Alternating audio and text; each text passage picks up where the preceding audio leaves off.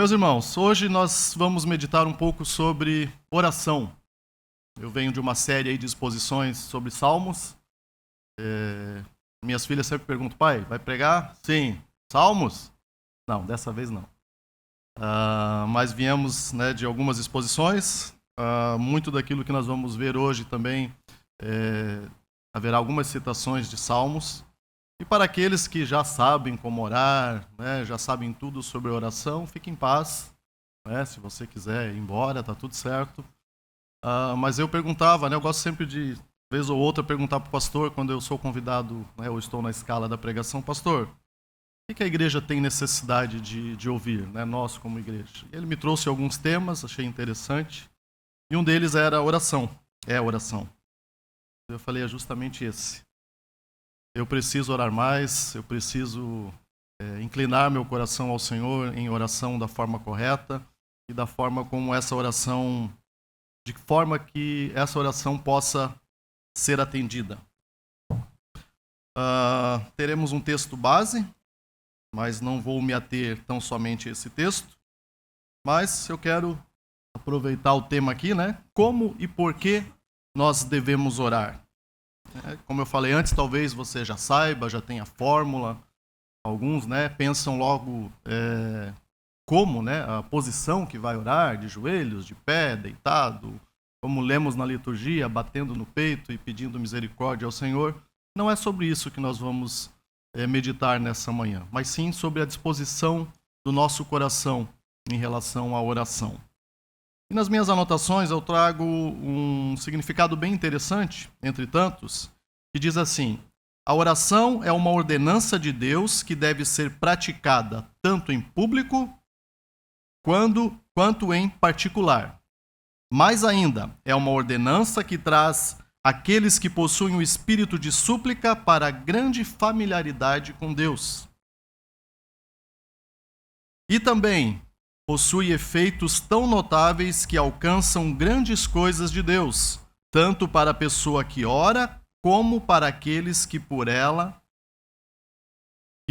recebem a oração. A oração abre o coração de Deus e, através dela, a alma, mesmo quando vazia, é preenchida. Você já teve uma experiência assim? Através da oração, o cristão também pode abrir o seu coração a Deus, como faria com um amigo, e obter um testemunho renovado de sua amizade para com Deus. Muitas palavras poderiam ser utilizadas aqui para distinguir entre oração pública e privada, assim como entre a oração do coração e a oração dos lábios. Também poderíamos dizer algo para demonstrar a diferença entre os dons e graças da oração. Sim, tem pessoas que parece que recebem uma graça de Deus para orar. Aquelas pessoas que conseguem lembrar de tantas coisas. Como nós vimos aqui o presbítero Ismael nos trazendo à memória a importância também de nós orarmos pelos nossos queridos, pela nossa nação. E realmente tem pessoas que recebem uma graça de Deus para serem intercessoras. Mas, deixando esse método de lado, dessa vez me ocuparei somente em mostrar o coração da oração, sem a qual toda elevação de mãos, olhos ou das nossas vozes seria completamente desprovida de propósito. O que proponho nessa manhã, meus irmãos, a seguir, será apenas mostrar qual é a verdadeira, ou qual deveria ser, ou qual deverá ser a verdadeira oração. Existem vários outros significados, interpretações sobre oração, e talvez você possa citar algumas e ter pensado em alguma quando viu esse título. Como e por que devemos orar? O que é oração? Oração é falar com Deus. Mas a mais completa seria dizer que oração e sobre isso nós vamos meditar, o derramar de modo sincero, consciente e afetuoso o coração ou a alma para Deus, por meio de Cristo, no poder e ajuda do Espírito Santo, buscando as coisas que Deus prometeu ou que estão em conformidade com a sua palavra, para o bem da igreja, com fiel submissão à sua vontade. Parece longo esse texto, mas nós vamos ver ele ponto a ponto, basicamente em 7 pontos. Não é profético, mas serão 7 pontos. Então, veremos, né, que orar é derramar o seu coração à alma, primeiro, de modo sincero, de modo consciente, de modo afetuoso, com o poder, né, por meio de Cristo, no poder e ajuda do Espírito Santo. Quinto, buscando as coisas que Deus prometeu ou que estão em conformidade com a sua palavra, para o bem da igreja. E último, com submissão fiel à vontade de Deus. Antes de nós orarmos, eu peço que você abra a sua Bíblia no livro de Jeremias, capítulo 29. Vamos meditar em 4 versos.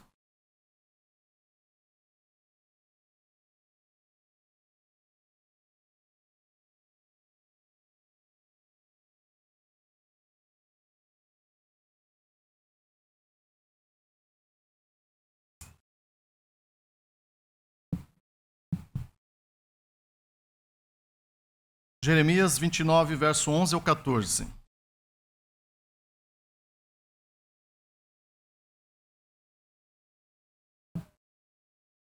Diz assim a palavra do Senhor.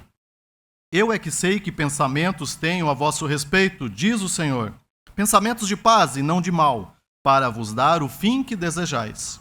Então me invocareis, passareis a orar a mim, e eu vos ouvirei. Buscar-me-eis e me achareis quando me buscardes de todo o vosso coração. Serei achados de vós, diz o Senhor, e farei mudar a vossa sorte. Até aqui. Vamos mais uma vez ao Senhor em oração? Senhor bendito, eterno, soberano, Senhor das nossas vidas, graças te damos mais uma vez por tua santa palavra, a qual já lemos, meditamos e sentimos que cada vez mais somos dependentes dela, dependentes da tua graça e misericórdia para sobreviver e viver glorificando o teu santo nome. Peço que o Senhor me use, Pai, com essa graça, com essa misericórdia, e que a exposição dessa palavra, que não é minha, mas tua, possa fazer a diferença no coração de alguém e que, ao terminar essa exposição, possamos sair daqui convictos que precisamos melhorar a nossa prática de oração e orar efetivamente com todo o nosso coração. É o que eu te peço, Senhor, em nome de Cristo Jesus, com o auxílio do teu Espírito Santo, para a honra e glória do teu santo nome. Amém. Amém, meus irmãos. Primeiro ponto, então. Oração é derramar de modo sincero a alma para Deus. Vamos falar um pouco sobre sinceridade. A sinceridade é uma graça que faz parte de todas as demais que Deus nos concede. Todas as atividades do cristão são influenciadas por ela, pela sinceridade. Caso contrário, meus irmãos, Deus não as consideraria. Isso acontece na oração também. Como particularmente disse Davi, quando menciona a oração. Ele diz assim: a ele clamei com a minha boca, e ele foi exaltado pela minha língua. Se eu atender a iniquidade no meu coração, o Senhor não me ouvirá, não ouvirá a minha oração. Salmo 66. Nós podemos perceber a importância da sinceridade através da vida de Davi. Se eu atender a iniquidade ou ao meu pecado do meu coração, Deus não ouvirá a minha oração. Sinceridade é a parte da oração, porque sem ela Deus não a considera como tal. Olha a importância da nossa oração ser sincera. O texto que nós lemos agora diz: e buscar-me-eis e me achareis quando me buscardes com todo o vosso coração. Eu não sei você, mas as experiências que eu tenho, de oração com Deus, as mais vívidas na minha memória, são aquelas onde eu debrucei toda a minha petição, toda a minha súplica ao Senhor, com sinceridade. A falta de sinceridade faz Deus rejeitar as orações que são mencionadas, por exemplo, em Oséias capítulo 7. E não clamaram a mim com o seu coração, isto é, em sinceridade, mas uivam nas suas camas, isto é, oram para dissimular, para exibir-se de modo hipócrita, para serem vistos e aplaudidos por homens. Quantas vezes fizemos isso? A sinceridade foi o que Cristo elogiou em Natanael, por exemplo, quando ele estava debaixo da figueira. Eis um verdadeiro israelita, em quem não há dolo. Provavelmente esse bom homem havia estado derramando a sua alma a Deus em oração debaixo da figueira, antes mesmo de ele se encontrar com Cristo, fazendo-o com um espírito sincero e não fingido diante do Senhor. A oração que contém esse elemento, a sinceridade, como um de seus principais ingredientes, é a oração que Deus escuta. Forte isso. Assim vemos que a oração do justo é o seu prazer. Provérbios capítulo 15, verso 8. Porque a sinceridade, meus irmãos, deve ser um dos elementos essenciais da oração que Deus aceita? Porque a sinceridade leva a alma a abrir o coração perante Deus com toda a simplicidade para apresentar o caso claramente. Se apresentar o seu caso claramente ao Senhor, sem equívocos, a condenar-se a si mesmo, sem falsidade, a clamar a Deus desde o mais profundo de seu coração. Quantas vezes nós fizemos isso? Obviamente nós não vamos fazer isso talvez num culto público, como nós fizemos aqui hoje já 5 orações com essa que foi feita antes da leitura da palavra. Mas em alguns momentos há necessidade de nós fazermos como a palavra santa diz, trancarmos, fecharmos a porta do nosso quarto e orarmos em sinceridade ao Senhor. A sinceridade deve ser um dos elementos essenciais da oração que Deus aceita. Bem ouvi eu que Efraim se queixava, dizendo: castigaste-me e fui castigado, como novilho ainda não domado.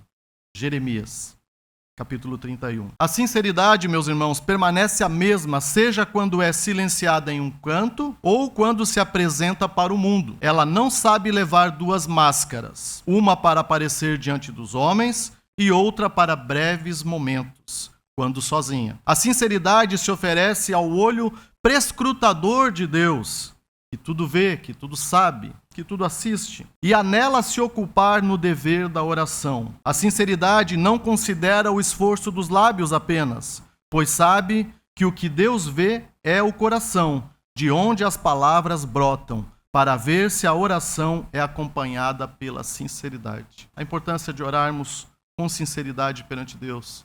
Porque Deus vê não somente aquilo que sai dos nossos lábios, muitas vezes de prontidão, sem muito pensar, ou porque alguém induziu você a orar, mas sim a sinceridade do nosso coração. Segundo ponto, a oração também é derramar de um modo consciente a alma para Deus. Então, além da sinceridade, nossa oração deve ser consciente. Nós precisamos saber o que estamos orando. Não se trata, como muitos pensam, de algumas expressões balbuciantes de uma conversa lisonjeira, cheio de pompa perante Deus, ó Deus de Isaac, Deus de Abraão, mas de um movimento consciente do nosso coração. A oração contém um elemento de múltipla e genuína sensibilidade. Preste atenção. Algumas vezes a nossa oração é consciente do nosso pecado. Outras vezes ela dá graças a Deus pelas misericórdias que nós já recebemos. E ainda outras está ciente da vontade de Deus de conceder sua misericórdia, ou seja, aquilo que ainda Deus vai fazer. E nós, com fé, fazemos esse tipo de oração. Vamos meditar nessas 3 coisas. Primeiro, a consciência da necessidade que temos de misericórdia por causa do perigo do nosso pecado. Nossa alma, muitas vezes angustiada, geme e se quebranta pelo pecado.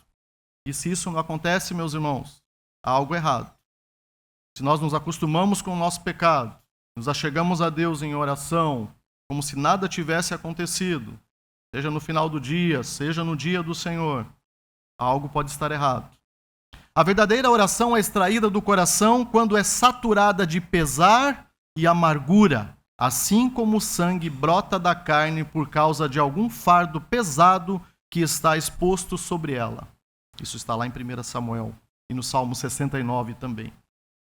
Davi grita, clama, chora, desmaia em seu coração. Seus olhos se falham, se secam. Salmo 38.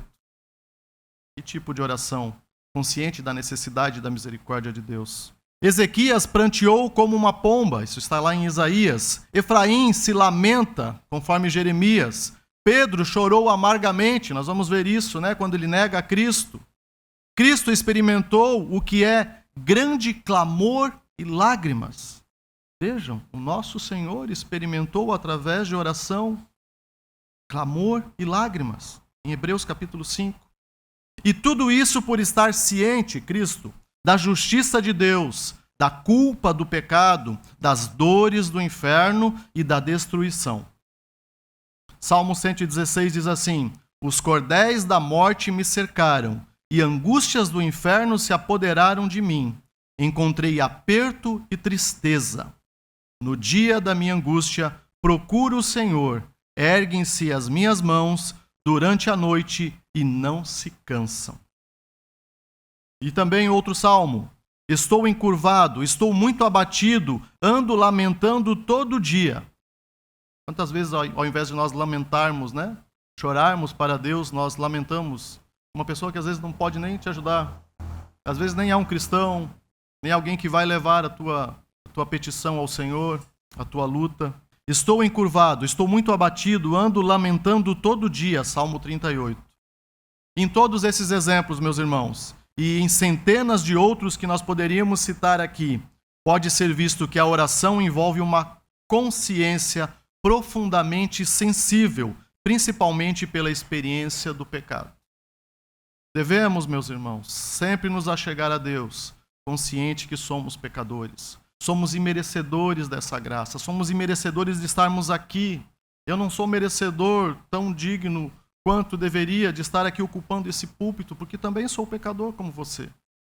Isso precisa estar em nossas orações. Segundo, às vezes alguém possui um doce senso de misericórdia já recebida, que é diferente da necessidade de misericórdia. Isso precisa estar em nossa oração também. Isso encoraja, conforta, fortalece, anima e ilumina.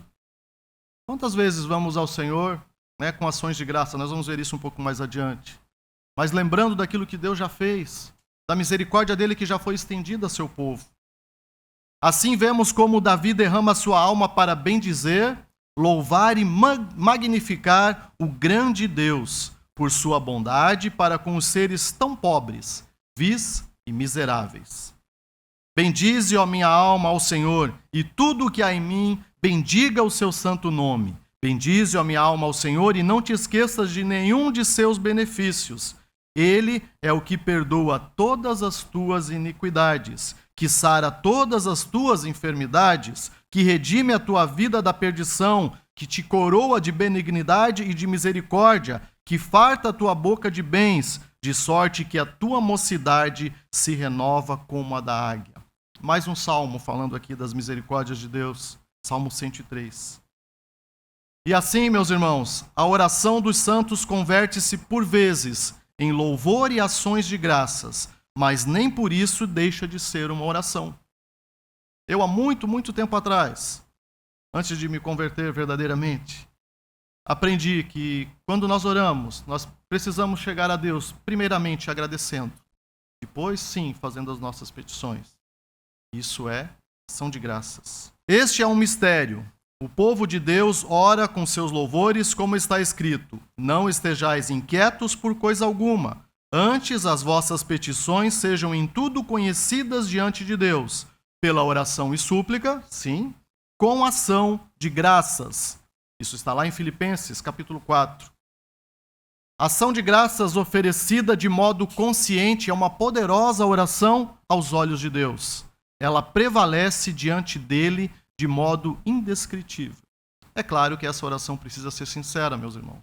Não vamos agradecer por algo que talvez você nem tenha dado devido valor a Deus por ter alcançado essa misericórdia.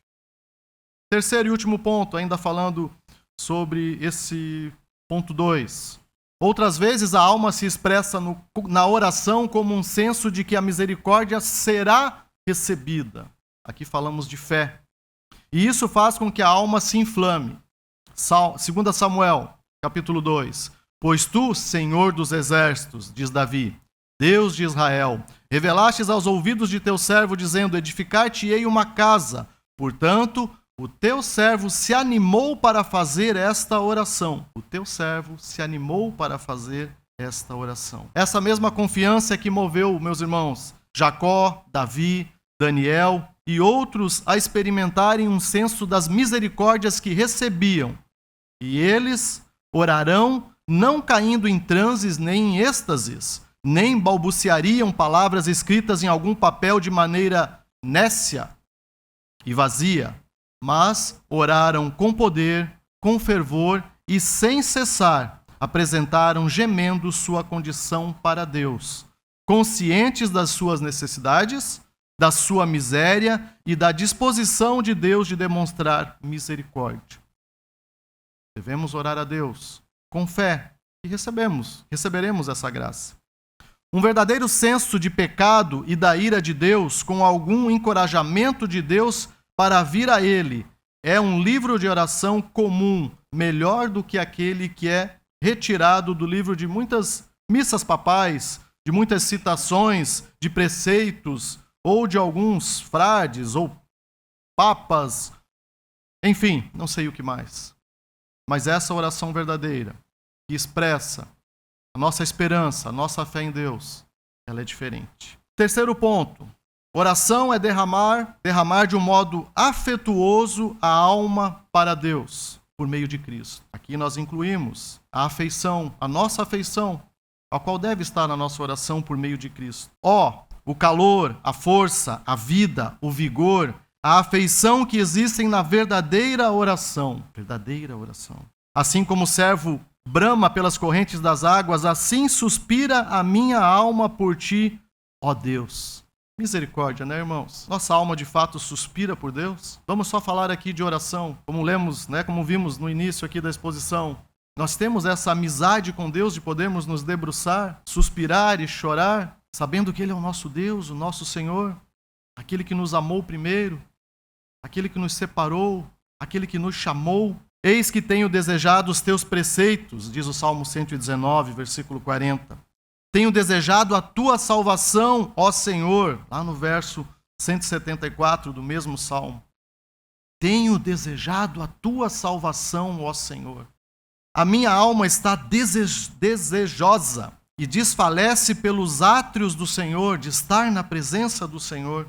O meu coração e a minha carne clamam pelo Deus vivo. Salmo 84. A minha alma está quebrantada de desejar os teus juízos em todo o tempo. Em todo o tempo. Ainda no Salmo 119. Observe isso, meus irmãos. Minha alma deseja, suspira, está quebrantada. Nós acabamos de ler. Que afeição é demonstrada nessas orações? O mesmo você pode ver em Daniel. Ó Senhor, ouve. Ó Senhor, perdoa. Ó Senhor, atende-nos e age sem tardar, por amor de ti mesmo, ó Deus meu. Daniel capítulo 9. Quantas vezes temos feito isso em nossas orações? Será que não fizemos isso somente no dia do Senhor? Será que temos orado por nossa nação e clamado misericórdia? Por aqueles presos injustamente lá no 8 de janeiro, há mais de 2 anos? Eu não estou falando de política aqui, estou falando de injustiça. Quantas vezes temos chorado para o Senhor, pelos juízes que tem sobre a nossa nação, que tem julgado de forma impiedosa? Também não estou falando de política aqui, estou falando de justiça perante a palavra de Deus. Tenho desejado a tua salvação, ó Senhor. Cada sílaba desta oração traz em si uma grande veemência. Isso é chamada de oração fervorosa, ou oração fervente, ou ainda oração eficaz por Tiago.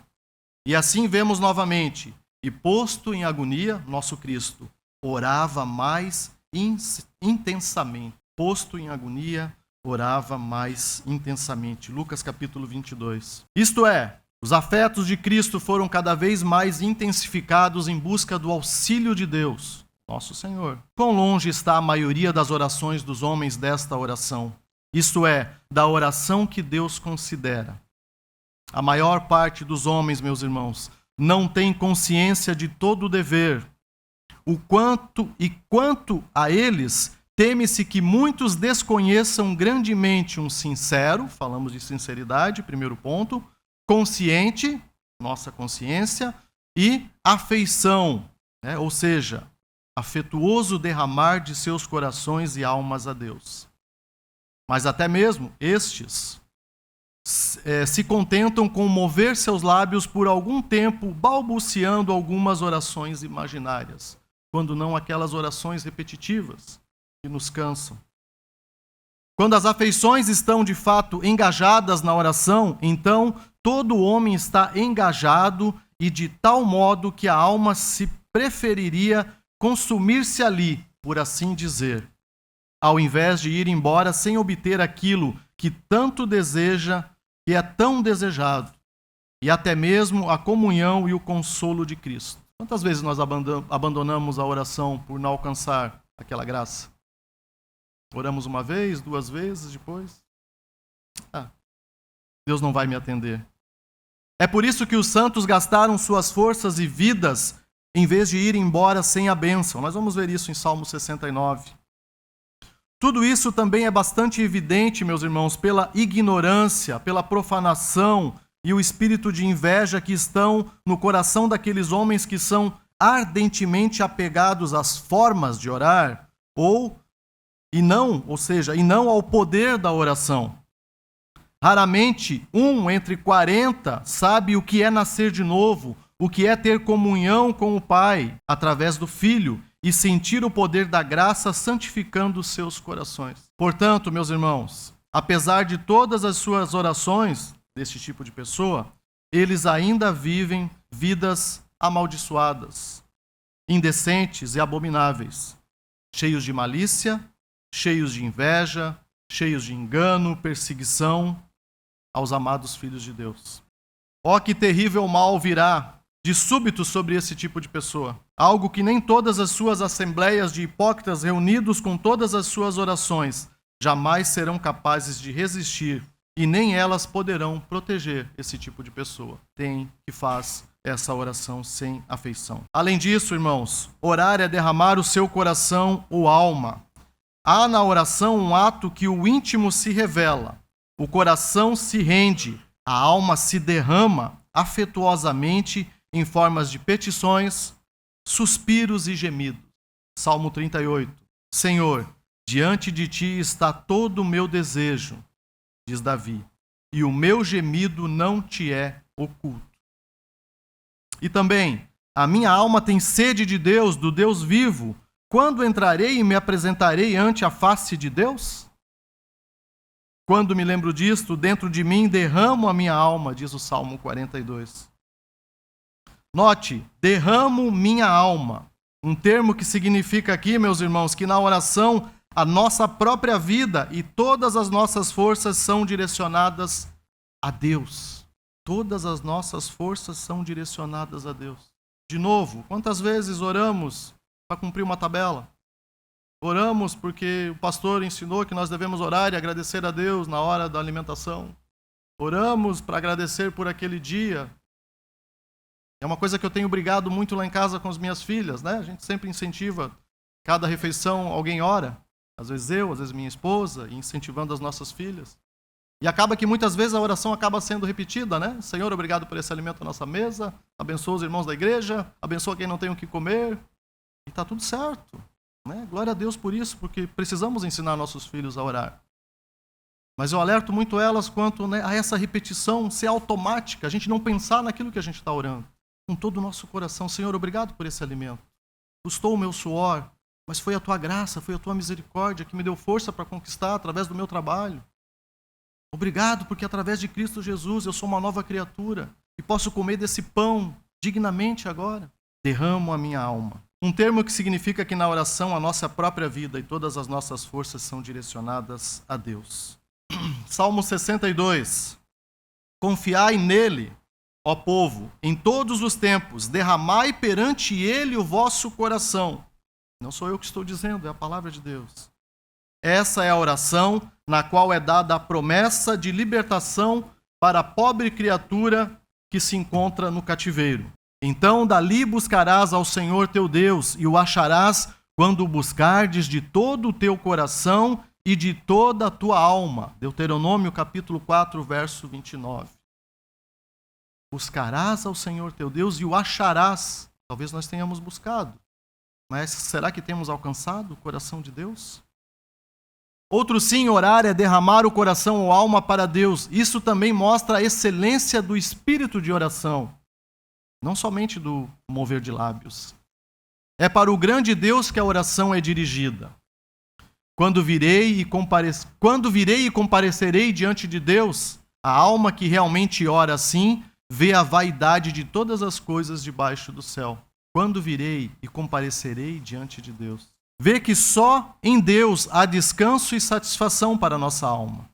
Ora, a que é verdadeiramente viúva, 1 Timóteo, e desamparada espera em Deus e persevera de noite e de dia em rogos e orações. Aqui uma orientação de Timóteo para as viúvas. Persevera de noite e de dia em rogos e orações. Davi diz ainda: em ti, Senhor, confio, nunca seja eu confundido. Livra-me na tua justiça e faze-me escapar. Inclina os teus ouvidos para mim e salva-me. Sê tu a minha habitação forte, a qual possa recorrer continuamente. Deste um mandamento que me salva, pois tu és a minha rocha e a minha fortaleza. Livra-me, meu Deus, das mãos do ímpio, das mãos do homem injusto e cruel, pois tu és a minha esperança. Senhor Deus, tu és a minha confiança desde a minha mocidade. Salmo 71. Tem um irmão chegado meu, e muitas vezes, ele era convidado a fazer uma oração e ele fazia a leitura de um salmo. Não vou citar aqui para ele não se gabar. Mas nós podemos orar lendo um salmo, quando isso é feito de todo o nosso coração. Muitas vezes nos faltam as palavras, e aqui caberia uma pregação, talvez pelo estudo da palavra. Isso foi uma outra indicação do pastor. A importância de nós lermos e meditarmos na palavra também para sabermos como devemos orar.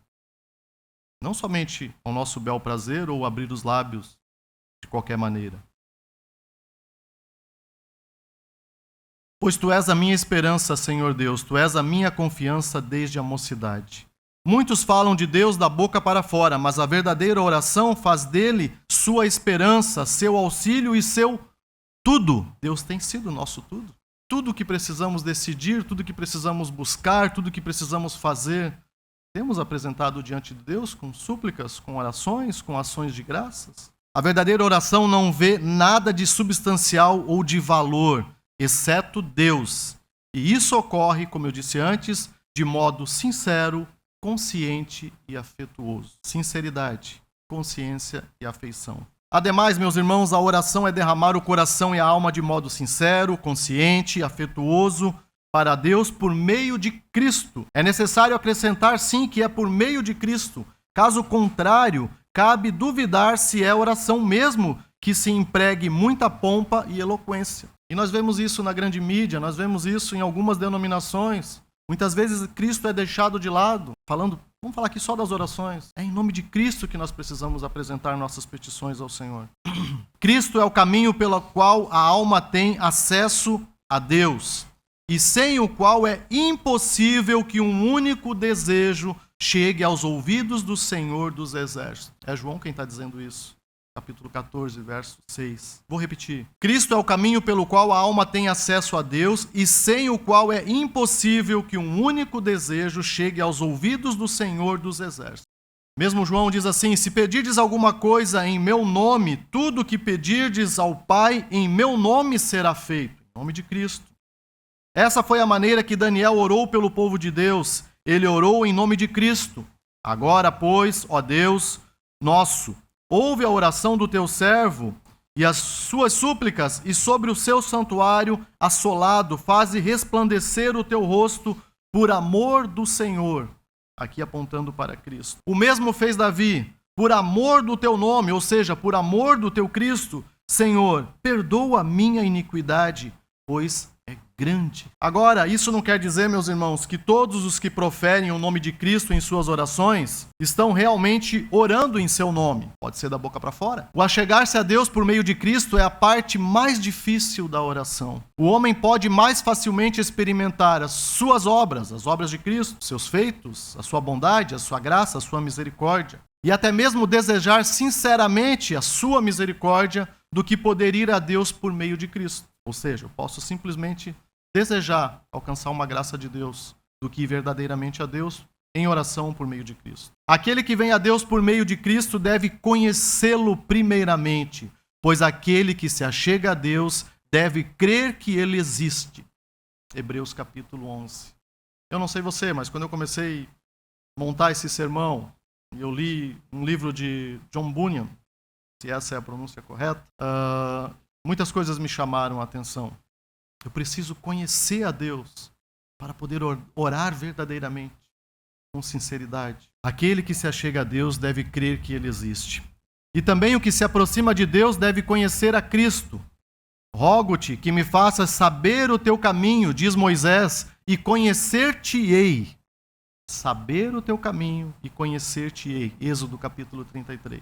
Somente o Pai pode revelar a Cristo. Mateus capítulo 11. E vir por meio de Cristo é um poder de Deus que é dado à alma para abrigar-se à sombra do nosso Senhor Jesus, como aquele que se abriga em um refúgio. Por isso Davi chama Cristo muitas vezes de seu escudo, torre, fortaleza, rocha, etc. Muitas vezes nós fazemos isso, né? Em nossas orações. Deus, tu és a minha rocha, meu refúgio, minha fortaleza. Quantas vezes isso é da boca para fora? Quantas vezes nós nos achegamos a Deus crendo que Ele é essa rocha, esse refúgio, essa fortaleza? E dá-lhe-eis esses nomes, não só porque ele venceu seus inimigos, mas porque por meio dele achou favor diante de Deus Pai. Para Abraão foi dito: não temas, Abraão, eu sou o teu escudo. Então, meus irmãos, quem se aproxima de Deus por meio de Cristo deve ter fé, por meio da qual ele passou a estar em Cristo, né? A pessoa que assim o conhece. E assim pode comparecer diante de Deus em oração. Pois bem, aquele que tem fé é nascido de Deus, nascido de novo, e portanto torna-se um de seus filhos. Em virtude disso, ele está unido a Cristo e portanto torna-se um de seus filhos. E portanto está unido a Cristo e torna-se um de seus membros. João capítulo 3. Por conseguinte, uma vez que uma pessoa foi feita um membro de Cristo, ela tem acesso a Deus. E aqui eu faço uma pausa. Você que tem filho, né? Teu filho tem liberdade para chegar e pedir as coisas para ti, né? Aqueles desejos absurdos muitas vezes, mas às vezes coisas do dia a dia. E você tem feito isso perante Deus? Como um pai? Como teu Senhor? Como teu Salvador? Como teu escudo? Por conseguinte, uma vez que uma pessoa foi feita membro de Cristo, ela tem acesso a Deus. Digo membro de Cristo à medida que Deus o considera como fazendo participante de seu Filho, como parte de seu corpo, da sua carne e de seus ossos, unido a Ele pela eleição, pela conversão, pela iluminação, havendo Deus enviado seu Espírito ao coração desse pobre homem. Efésios capítulo 5. Vemos aqui a ação do Espírito Santo também, que nós vamos ver no próximo ponto. Então agora essa pessoa se achega a Deus em virtude dos méritos de Cristo, não os nossos. Em virtude de seu sangue, da sua justiça, da sua vitória, da sua intercessão. E ali essa pessoa permanece sendo aceita em seu Filho amado. Ainda Efésios capítulo 1. E porque essa pobre criatura, eu, você, meus irmãos, somos membros do Senhor Jesus e sobre essa condição temos acesso a Deus. Em virtude dessa união, também o Espírito Santo é comunicado a nós, capacitando-nos a derramar nossa alma perante Deus e assim ser ouvido, através do Espírito Santo. Não somente o abrir a boca sem entendimento. Quarto ponto, orar é derramar o coração por meio de Cristo no poder do Espírito Santo. Essas coisas dependem de tal modo uma das outras, por meio de Cristo e através do Espírito Santo. É impossível que a oração sem essas coisas cooperem entre si. Por mais admirável que seja o nosso discurso, Deus rejeita toda súplica que não possua essa característica, que seja por meio de Cristo, através da ação do Espírito Santo. Se não se derrama o coração sincera, consciente e afetuosamente diante de Deus, e isso por meio de Cristo, não se faz outra coisa senão um mero esforço de lábio, o que está longe de ser agradável aos ouvidos de Deus. Assim também, se não é no poder e ajuda do Espírito, é como o fogo estranho que ofereceram os filhos de Arão. Entretanto, meus irmãos, concluímos que aquilo que não se pede por meio dos ensinamentos e ajuda do Espírito não pode estar de acordo com a vontade de Deus. Temos pedido todas as coisas em nome de Cristo, com auxílio do Espírito Santo. Quinto ponto, orar consiste ainda em derramar o coração buscando as coisas que Deus prometeu ou que estão em conformidade com a sua palavra. E agora? Talvez uma clareza, por que não recebemos tantas coisas da parte de Deus? Talvez não estão em conformidade com a sua palavra. A oração é verdadeira quando está dentro do âmbito e do propósito da palavra de Deus. Pois quando a petição está em desacordo com a Bíblia, é uma blasfêmia ou, no mínimo, palavras vãs. Por isso Davi, em sua oração, não apartava seus olhos da palavra de Deus. A minha alma está pegada ao pó. Vivifica-me segundo a tua palavra. Salmo 119 vai ter vários exemplos de oração com base na palavra de Deus. E também lá, lembra-te da palavra dada ao teu servo, na qual me fizeste esperar. Temos esperado nas promessas de Deus de acordo com a sua palavra? Certamente o Espírito Santo não vivifica nem move diretamente o coração do cristão sem a palavra, mas pela palavra, com a palavra e através da palavra de Deus, trazendo ao coração e abrindo este coração, e por meio disso o homem é impulsionado a se achegar ao Senhor e a contar-lhe a sua condição e também argumentar e suplicar conforme a sua palavra. Como eu falei antes, a Bíblia está repleta de exemplos de orações, de homens e mulheres de Deus, mas que foram feitas de acordo com a palavra de Deus. Assim ocorreu no caso de Daniel, aquele poderoso profeta do Senhor, compreendendo pelos livros que o cativeiro dos filhos de Israel estava chegando ao fim. Então Daniel ora a Deus de acordo com a palavra, que já havia sido dita. Eu, Daniel, entendi pelos livros, o que são esses livros aqui, meus irmãos? Os escritos de Jeremias, que o número dos anos que falara o Senhor ao profeta Jeremias, em que haviam de cumprir-se as desolações de Jerusalém, eram de 70 anos.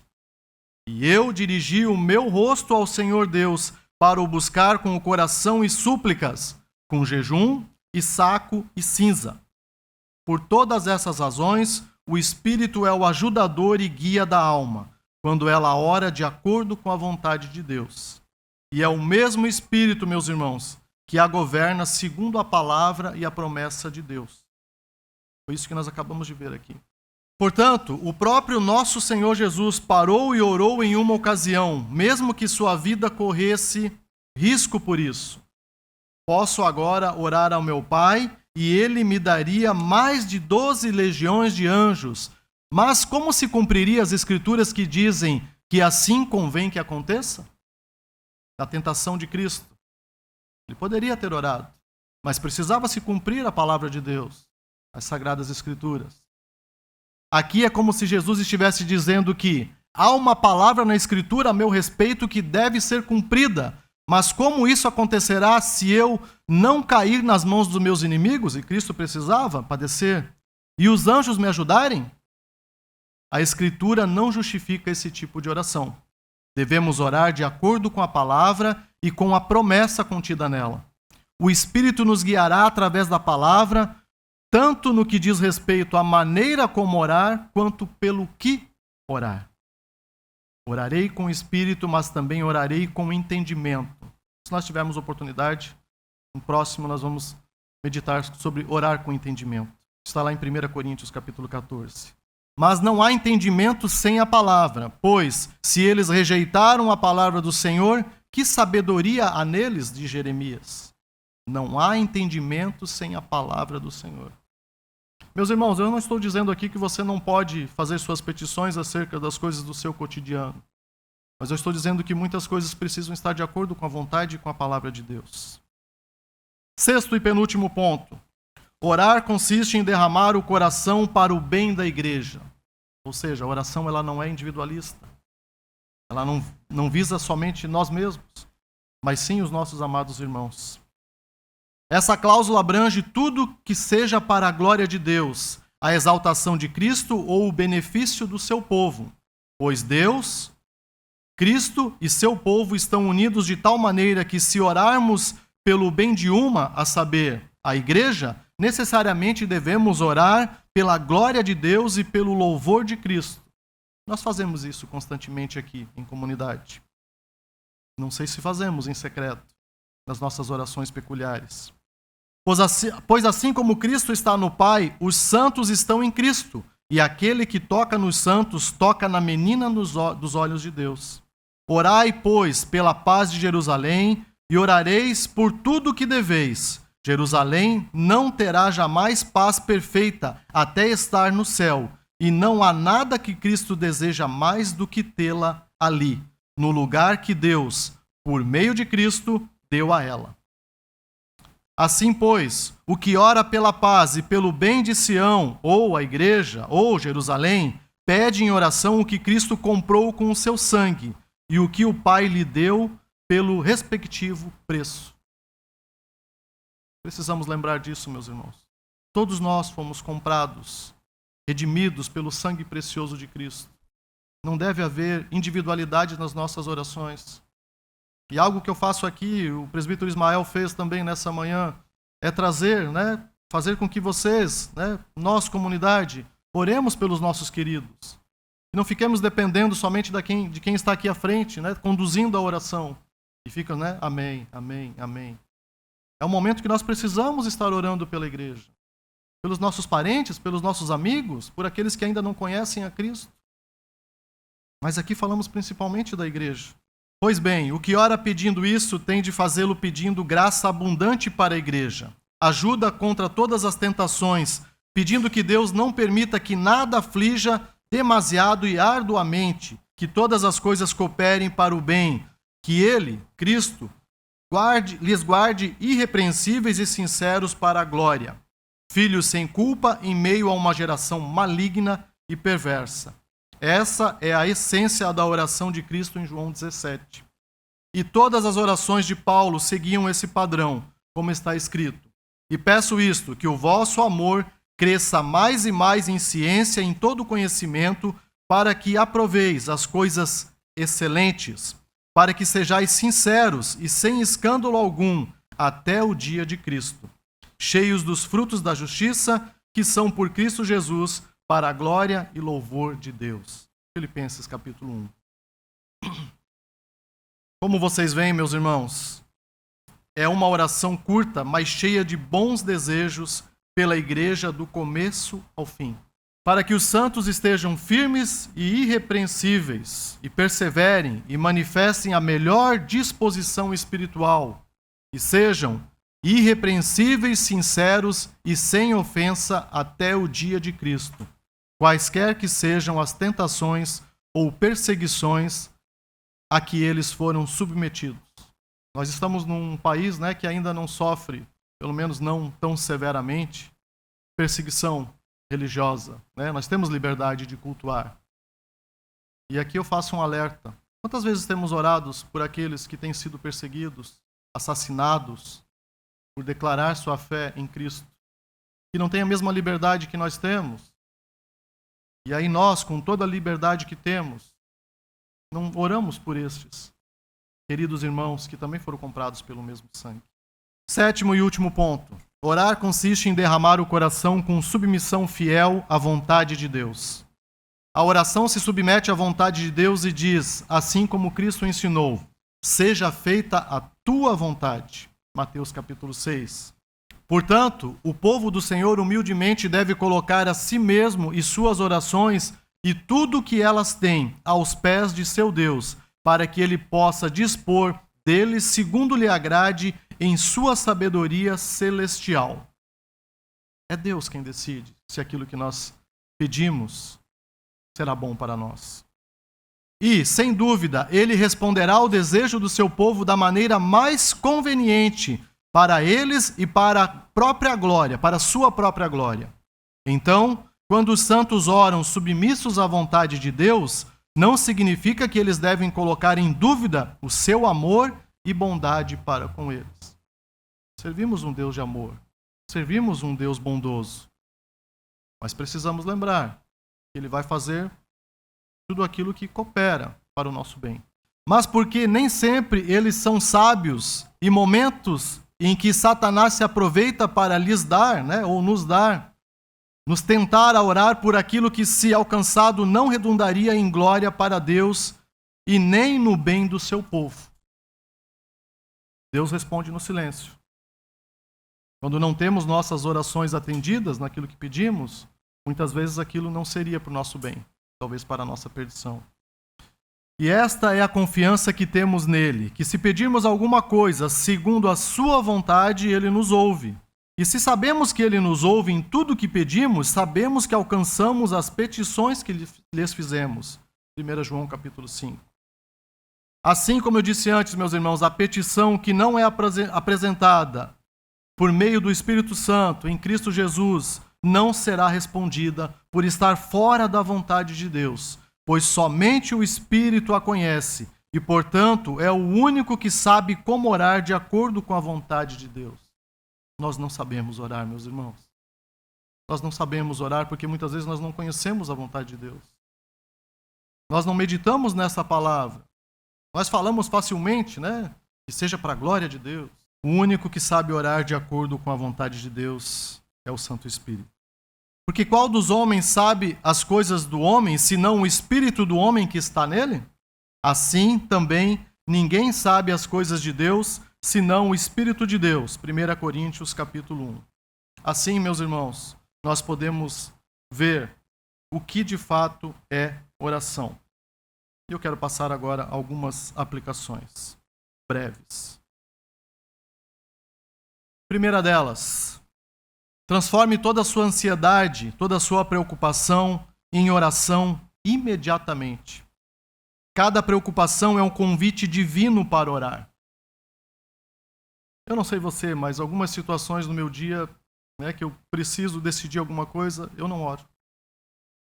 Algumas ansiedades que eu tenho não chegam ao Senhor em oração. E eu coloco isso como uma aplicação para a minha vida, e para a sua também. Transforme toda a tua ansiedade, toda a tua preocupação, seja ela grande ou pequena, transforme ela em oração. Não precisa ser aquela oração grandiosa no final do dia, mas podem ser pequenas setas ao longo do dia. Senhor, eu não estou conseguindo resolver essa situação, me ajuda, tem misericórdia de mim. Segundo, ore de forma abrangente, ore por tudo. Lembre-se disso na sua oração. Ore por sua família, sim, ore por seu trabalho, ore também pela igreja, como nós vimos há pouco, ore por decisões que precisam ser tomadas, orem pelas suas lutas espirituais, orem pelas dificuldades que a igreja tem passado, de um modo geral e pela sua comunidade. Ore pelo seu pastor, ore pelo presbitério da sua igreja, mas ore. Terceiro, cultive ações de graças diárias. A gratidão combate o orgulho e a murmuração. Oh, como nós murmuramos. Eu às vezes faço isso em tom de brincadeira, mas confesso que eu sou um murmurador, meus irmãos. E eu acredito que nós temos alguns murmuradores em nosso meio. Precisamos agradecer mais a Deus. Eu tenho lutado para ensinar minhas filhas, porque sabemos que estamos num tempo de tecnologia, das coisas rápidas. E eu tento trazer a memória delas como era no meu tempo. Eu já tenho quase 50 anos. Era mais difícil. Hoje tudo é mais fácil. Cultivemos ações de graças por aquilo que temos. E não estou falando de coisas grandiosas, estou falando do básico. É o pão de cada dia, é o arroz com feijão, é com carne, é sem carne. É com um sono tranquilo e bom, ou com um sono mais curto e, sei lá, turbulento.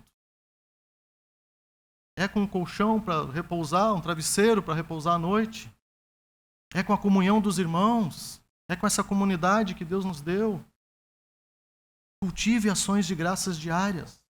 Quarto, submeta a sua vontade à soberania divina. O cristão reformado, ou qualquer cristão, ora como Cristo. Seja feita a tua vontade. Senhor, eu gostaria muito disso. Eu preciso muito disso. Eu acho que eu preciso muito disso. Isso faria diferença na minha vida, ao meu entendimento. Porém, seja feita a tua vontade. E aceitar essa vontade, que sempre é boa, perfeita e agradável. Quinto, estabeleça uma vida de oração disciplinada. Isso é difícil, né, irmãos? Horários fixos, leitura e meditação da palavra de Deus, como nós vimos há pouco. Um diário de oração.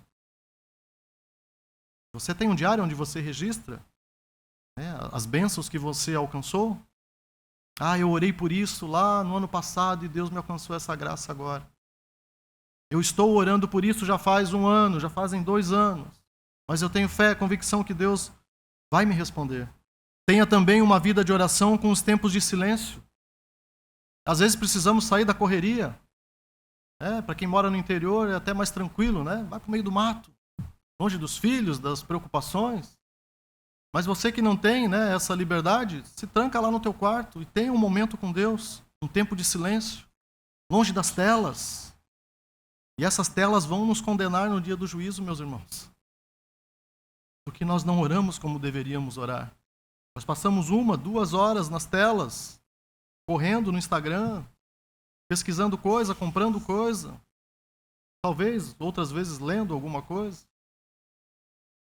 Mas esse tempo de silêncio é necessário para as nossas almas. 6º e penúltima aplicação. Confie na paz de Deus mesmo quando a resposta não vem. A promessa não é mudança imediata, mas uma guarda espiritual. Precisamos esperar em Deus.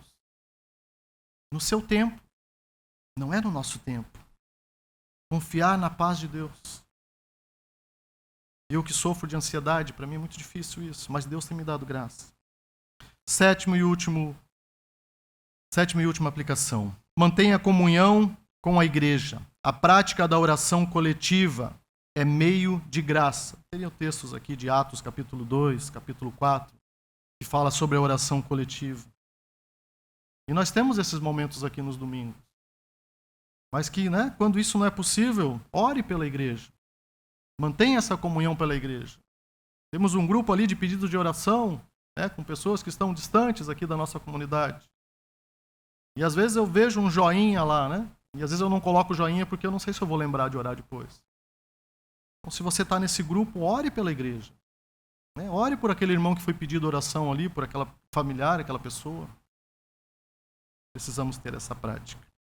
Finalizando, meus irmãos, quero citar algumas frases de alguns homens de Deus, de alguns reformadores.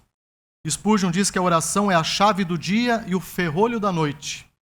Quando Deus deseja abençoar o seu povo, ele os coloca para orar.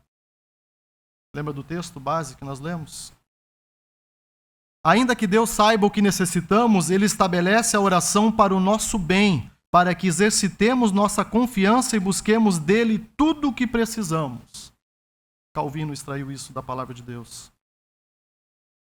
Deus olha primeiro para o coração, depois para as palavras. John Wolfe.